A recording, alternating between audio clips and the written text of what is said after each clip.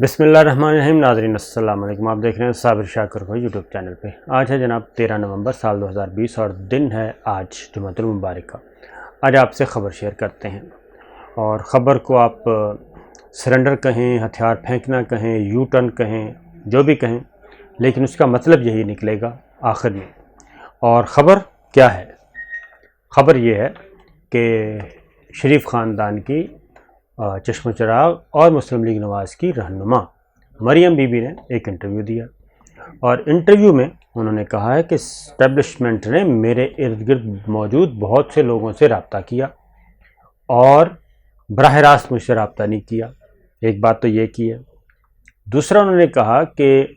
وہ فوج کا بہت احترام کرتی ہیں اور فوج سے مذاکرات کے لیے تیار ہیں،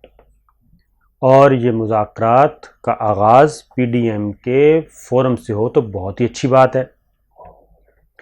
لیکن انہوں نے کہا کہ فوج میرا ادارہ ہے، ہم ضرور بات کریں گے، اور لیکن آئین کے دائرہ کار میں رہتے ہوئے، اور وہ بات اب عوام کے سامنے ہوگی۔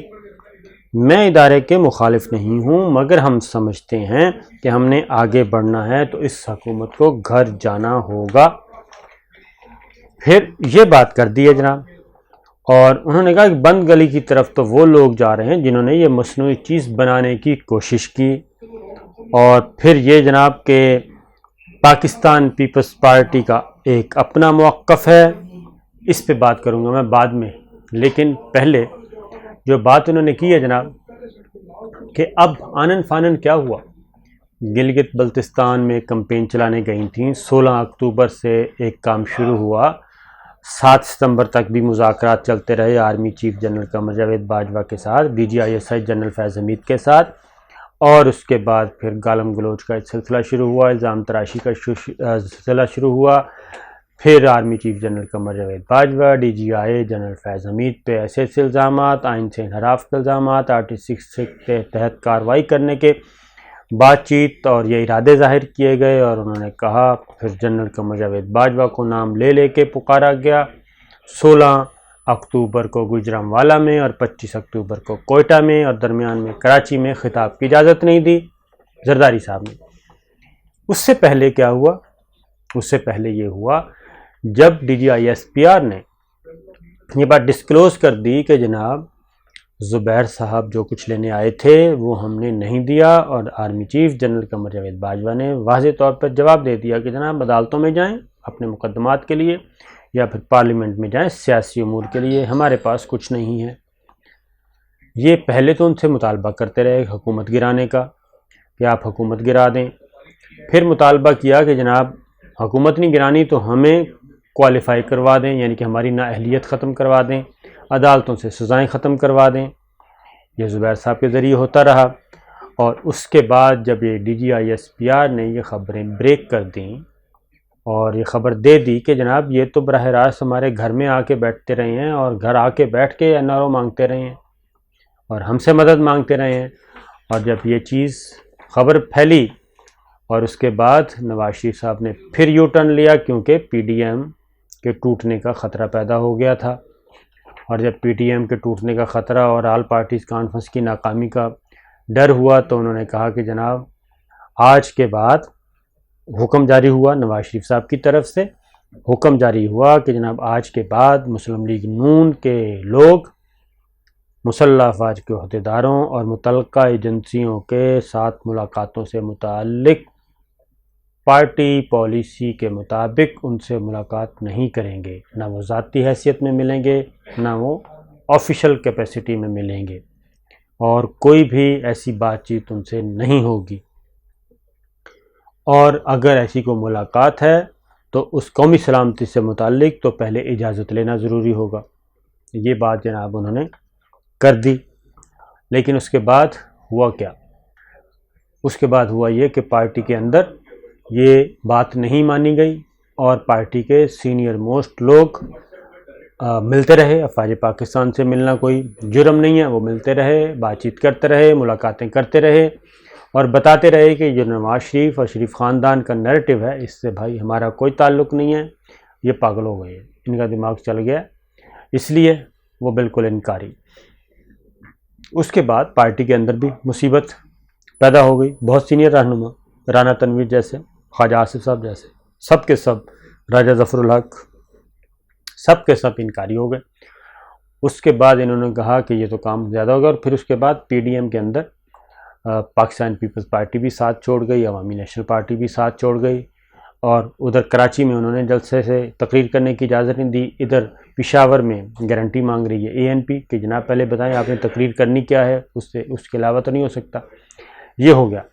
پھر گلگت بلتستان کے انتخابات آ گئے، الیکشن کمپین، انتخابات آ گئے ہیں، الیکشن کمپین ختم ہو چکی ہے. وہاں پہ انہوں نے جب دیکھا صورتحال کہ جناب ان کا خیال تھا کہ جیسے ہی نواز شریف صاحب تقریر کریں گے army chief general Qamar Javed Bajwa کے خلاف اور ڈی جی آئی کے خلاف تو عام سڑکوں پہ ہوں گے، لیکن ایسا نہیں ہو سکا، اور اس پہ کسی قسم کی کوئی بات چیت نہیں ہو سکی. اور پھر مسلم لیگ نون کے رہنماؤں کی طرف سے آنا شروع ہو گیا کہ جناب قومی ڈائیلاگ کی بات کی گئی، یاسین اقبال صاحب کی طرف سے، پرویز رشید صاحب کی طرف سے میگنا کارٹا کی بات کی گئی، اور خواجہ آصف صاحب کی طرف سے بھی بات کی گئی، رانا ثناء اللہ صاحب کی طرف سے بھی بات کی گئی جناب نہیں اسٹیبلشمنٹ کے ساتھ بات چیت ہو سکتی ہے. لیکن ادھر سے کوئی جواب نہیں آیا. اور جب کوئی جواب نہیں آیا، یہ جو بات کر رہی ہیں نا کہ مریم بی بی کہ میرے ارد گرد موجود لوگوں سے اسٹیبلشمنٹ کے رابطے ہوئے لیکن میرے ساتھ رابطہ نہیں ہوا، تو جناب صورتحال یہ ہے کہ اسٹیبلشمنٹ نے رابطے نہیں کیے بلکہ ان لوگوں نے اسٹیبلشمنٹ کے ساتھ رابطے کیے، اور یہ کہا کہ جناب یہ ان کا نیریٹو ہے، ان کا ایجنڈا ہے فوج کے خلاف، فوج کی قیادت کے خلاف، ہمارا اس سے کوئی تعلق نہیں ہے. یہ آن دا ریکارڈ میں آپ کو بتا رہا ہوں. یہ سب کچھ ہوا کیونکہ اس کے بعد جب یہ کراچی کا معاملہ آیا، کراچی کی انکوائری رپورٹ آئی، تو بلاول بھٹو نے ویلکم کیا، اوکے کر دیا، اور نواز شریف صاحب نے ریجیکٹڈ کر دیا، خواجہ آصف صاحب نے اوکے کر دیا، اور اس کے بعد جب پتہ چلا کہ نہیں جناب اس کو تو ہم نے ریجیکٹ کرنا ہے، اور اس کے بعد ان کے پاس کوئی جواب نہیں تھا، تو یہ چیزیں ہو رہی تھیں.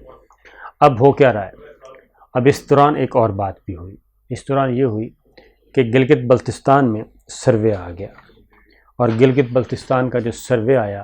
وہ میں آپ کو بتا چکا ہوں کہ اس میں گیلپ کا بھی اور پلس کا بھی دونوں کا سروے یہ آیا کہ پاکستان تحریک انصاف نمبر 1 پہ ہے،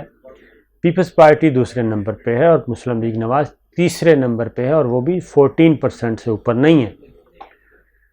نہ ووٹ کے معاملے میں، نہ مقبولیت کے معاملے میں، نہ پارٹی کے معاملے میں، نہ پولیٹیکل جو پارٹی لیڈرشپ ہے اس کے مقابلے میں. یعنی کہ بلاول بھٹو، مریم عمران خان، اس میں بھی عمران خان نمبر 1 پہ، مریم تیسرے پہ، بلاول دوسرے پہ، پارٹی پی ٹی آئی پہلے پہ، پیپلز پارٹی دوسرے پہ، نون لیگ تیسرے پہ، اور مارجن بہت زیادہ. اور اسی طریقے سے ووٹ کس کو دینا ہے، ووٹ میں بھی یہی تناسب آیا. تو جناب یہ سچویشن پیدا ہو گئی. اب جب یہ ساری چیزیں ہو گئیں تو معاملات خراب سے خراب تر ہوتے گئے اور حالات نکلتے گئے، اور گلگت بلتستان کی جب کمپین ختم ہوئی، ادھر سے گیلپ سروے آ گیا، تو اس میں پتہ چلا کہ جناب ہماری تو حیثیت ہی کچھ نہیں ہے. اور اس کے بعد وہاں پہ ہوا یہ کہ وہاں پہ لوگ پارٹی چھوڑ رہے ہیں، اور پارٹی چھوڑ کر ٹکٹ واپس کر رہے ہیں گلگت بلتستان کے انتخابات میں. پھر مریم بی بی نے کیا کیا؟ مریم بی بی نے رخ کیا بلاول بھٹو کا. جاتے جاتے ان کو مشورہ دیا گیا کہ جناب بلاول بھٹو کے ساتھ کچھ معاملات طے کر لیں ورنہ ہماری بڑی سکی ہوگی. اب ہوا یہ کہ بلاول بھٹو کے پاس یہ پہنچ گئے، ملاقات ہوئی پرسوں، اور اس ملاقات کی نہ کوئی میڈیا ٹاک آئی اور نہ ہی کوئی پریس ریلیز آئی. اب اس میں آپ کو بتا دیتا ہوں ہوا کیا ہے. اس میں ہوا یہ ہے جناب کہ مریم بی بی نے بڑی خاموشی سے بلاول سے کہا کہ گلگت بلتستان، یا میں آپ کو کنفرم کر رہا ہوں بوتھ سائڈ سے اور پیپلز پارٹی کی طرف سے بھی، کہ ہوا یہ کہ انہوں نے کہا کہ جناب بات یہ ہے کہ ہم آپس میں مل کے کھیلتے ہیں، گلگت بلتستان میں ہم سیٹ ایڈجسٹمنٹ کر لیتے ہیں، جہاں پہ ہمارے امیدوار مضبوط ہیں وہاں پہ پیپلز پارٹی اپنا کینڈیڈیٹ وڈرا کر لے، اور جہاں پہ پیپلز پارٹی کا امیدوار مضبوط ہے وہاں پہ مسلم لیگ نواز اور پی ٹی آئی کے ساتھ ون آن ون مقابلہ کرتے ہیں انتخابات میں، الیکشن میں. یعنی P T I versus Peoples Party اور مسلم لیگ نواز کا ایک ہو، اور ہمارا ووٹ جو ہے وہ تقسیم نہ ہو. کیونکہ پی ٹی آئی کا ووٹ ہے اکٹھا، ہمارا ووٹ تقسیم ہو رہا ہے، تو ووٹ تقسیم نہ ہو تو ہم سیٹ ایڈجسٹمنٹ کر لیتے ہیں۔ لیکن ہوا یہ، اور اس کے بعد ہم مل کے حکومت بنائیں گے گلگت بلتستان میں۔ لیکن مسلم لیگ لیکن ہوا یہ کہ بلاول بھٹو کو میں آپ کو بتا چکا ہوں کہ بلاول بھٹو کی طرف سے بڑا کلیئر ہے، اور گیلپ سروے بھی آ چکا تھا اور انکار بھی ہو گیا، اور اس دوسری طرف سے دروازہ بھی نہیں کھل رہا، اسٹیبلشمنٹ مکمل طور پہ انکاری، اور بلاول بھٹو کو کی اپنی اسیسمنٹ ہے، اور ان کے اکارڈنگلی ان کے مطابق، کیونکہ 5 سال گورنمنٹ تو تھی مسلم لیگ نواز کی، ادھر مسلم لیگ نواز کے وزیر اعلیٰ تھے، اور مسلم لیگ نواز تیسرے نمبر پہ، اور وہ بھی صرف 14% پہ۔ اور جب یہ ساری سچویشن ظاہر ہے اس کے سامنے بھی ہے، بلاول بھٹو کے سامنے، پیپلز پارٹی کے سامنے بھی ہے، تو اس میں انہوں نے مکمل طور پہ اس کو مسترد کر دیا کہ جناب کسی قسم کی بھی سیٹ ایڈجسٹمنٹ نہیں ہو سکتی۔ اور اس کے بعد یہ انٹرویو معرض وجود میں آیا، اور اس انٹرویو میں بھی واضح طور پہ انہوں نے کیا کہا؟ انہوں نے کہا کہ پاکستان پیپلز پارٹی کا اپنا موقف ہے اور پاکستان مسلم لیگ نون کا اپنا موقف ہے۔ اور ایک اور بات بھی یہ کہی، اور پیپلز پارٹی کی طرف سے خاص طور پہ بلاول بھٹو نے واضح طور پہ کنوے کیا کہ جناب آپ کا جو نیریٹو ہے، اس نیریٹو کے ساتھ ہم آپ کے ساتھ نہیں چل سکتے، اور اس نیریٹو پہ پی ڈی ایم بھی برقرار نہیں رہ سکے گا، لہٰذا آپ اپنے نیریٹو کو چینج کریں، کیونکہ آپ تو انہی کے خلاف لڑ رہے ہیں جہاں سے کوئی سپیس ملنی ہے۔ اس کے بعد جناب مریم بی بی کا یہ انٹرویو معرض وجود میں آیا، اور مریم بی بی نے کیا کہا؟ مریم بی بی نے جناب اب انہی جنرل قمر جاوید باجوہ کو، جن کے بارے میں ان کے والد صاحب اور وہ خود یہ کہہ چکی ہیں کہ اب ہم اینٹ کا جواب پتھر سے دیں گے، اور اسی ملٹری لیڈرشپ کے بارے میں وہ کہہ چکے ہیں کہ یہ تو آئین سے انحراف کر رہے ہیں، انہوں نے انتخابات چرائے، انہی سے مذاکرات کرنے کے لیے تیار ہیں، انہی سے بات چیت کرنے کے لیے تیار ہیں، اور انہی کو یہ کہہ رہے ہیں کہ جناب عمران خان کی حکومت گرائیں، یعنی ایک غیر آئینی، غیر جمہوری اور آمرانہ قسم کا مطالبہ کر رہے ہیں ان سے، اور مدد مانگ رہے ہیں فوجی قیادت سے۔ ایک اور چیز بھی اس دوران آئی، وہ کل میں نے آپ کو بتایا تھا، لیکن اس کی میں مزید تھوڑی سی ڈیٹیل آپ کو بتا دوں کہ یو ایس ایمبیسی کی طرف سے بھی، کیونکہ ادھر سے بھی سچویشن تبدیل ہوئی، کیونکہ ان کو آسرا تھا غیر ملکی سفارت خانوں کا، لندن میں بھی اور اسلام آباد میں بھی۔ یہ ایک ٹویٹ آیا، ٹویٹ کو واشنگٹن پوسٹ کا ٹویٹ تھا، اس کو سپورٹ کیا احسن اقبال صاحب نے، اور انہوں نے کہا کہ پاکستان میں بھی ایک ایسا ہی گپیں ہانپنے والا باتونی شخص ہے، اور اس کو بھی جلد ہی پاکستان میں بھی شکست ہوگی۔ اس کو ری ٹویٹ کیا جناب یو ایس ایمبیسی اسلام آباد نے، اور جب اس پہ گورنر سندھ اسماعیل نے اور عمران اسماعیل نے اور جناب وفاقی وزیر شیریں مزاری نے جب اس پہ ان کی ذرا کھچائی کی، تو اس کھچائی کے بعد یہ ہوا، اور انہوں نے بڑی تاریخی کھچائی کی جی، اور انہوں نے واضح طور پہ کہا کہ امریکہ سے کہ جناب ایک تو آپ پاکستان کے داخلی سیاسی معاملات میں مداخلت نہیں کر سکتے، اور دوسرا یہ کہا کہ مونرو ڈاکٹرائن جو ہے وہ اب دفن ہو چکا ہے کئی صدیاں پہلے، اور اس لیے یو ایس ایمبیسی کو اپنی سفارتی اخلاقیات کا مد نظر رکھنا چاہیے، اور یہ ٹویٹ جو ہے وہ فیک ہے اس کے بارے میں بتائے، یا پھر یہ اس پہ معافی مانگے۔ لیکن ہوا یہ جناب اس کے بعد یو ایس ایمبیسی کو نہ صرف معافی مانگنی پڑی، بلکہ انہوں نے کہا کہ یہ غیر متعلقہ شخص تھا جس نے یہ ٹویٹ کیا اور معافی مانگی۔ لیکن ابھی معاملہ ختم نہیں ہوا، اب یہ جو غیر ملکی سفارت خانے جو ہیں، یہ معاملات ذرا ان کو ہوا دے رہے تھے، وہ بھی کام خراب ہو گیا، اور جب معافی مانگنے پہ مجبور ہوا تو یہ بھی ایک ایلیمنٹ آیا۔ اب مریم بی بی کے پاس کیا ہے؟ کیا فوج بات چیت کرے گی؟ تو یہ جناب مکمل طور پہ ایک سرنڈر ہے، یو ٹرن ہے، ہتھیار ڈالنے والی بات ہے کہ اب انہی کے پاس سے یہ دوبارہ انہی سے مدد مانگ رہے ہیں جن کو یہ گالیاں دیتے رہے۔ تو صورتحال جناب ایسی ہی ہے، لیکن اگلی خبر میں آپ کو بتا دوں کہ جناب ایسی کوئی چیز اب نہیں ہو سکے گی، کیونکہ شریف خاندان کے ساتھ کسی قسم کی بات چیت ملٹری لیڈرشپ کرنے کے لیے تیار نہیں ہے، کیونکہ سزا یافتہ شخص، مجرم اور مفرور اور نااہل ایسے لوگوں سے ساتھ کس طرح ممکن ہے کہ بات چیت ہو سکے۔ تو یہ ہے جناب اب تک کی صورتحال۔ ابھی اور بہت سے آپ کو یو ٹرنز دیکھنے کو ملیں گے آہستہ آہستہ، کیونکہ گلگت بلتستان کے جو نتائج ہیں وہ کافی کچھ بتا دیں گے۔ اجازت دیجیے، اللہ حافظ۔